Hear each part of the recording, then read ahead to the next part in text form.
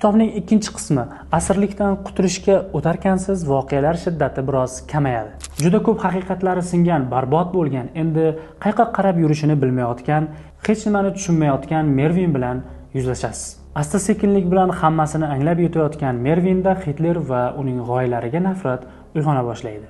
Fashizm ichida yashagan, uning qulashi hayotini bo'shliqqa uloqtirgach ham hayotdan ma'no izlagan Mervinning sarguzashtlari ikkinchi kitobda ham qiziq shaklda kechadi.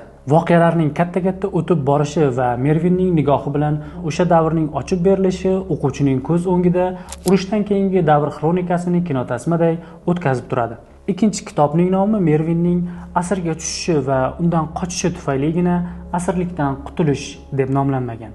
Bu ko'proq qahramonning fashizm bunyod qilgan ichki dunyosidagi ziddiyatning iymon e'tiqodidagi tuyg'ularidagi asirlikdan qutulishi bilan bog'liq. Umar Sevinchgulning Mervin asari aslida o'smirlar uchun yozilgan. Bosh qahramon orqali muallif ayni shu yoshdagi o'quvchilarga ko'zgu tutish bilan chegaralanmaydi. Qiziq syujetlar orqali ota-ona, do'stlik, vatan, sevgi va e'tiqod masalasida umuminsoniy g'oyalarni ilgari suradi. Kitob o'smirlar uchun yozilgan bo'lsa-da, barcha yoshdagi o'quvchini qiziqtira oladi.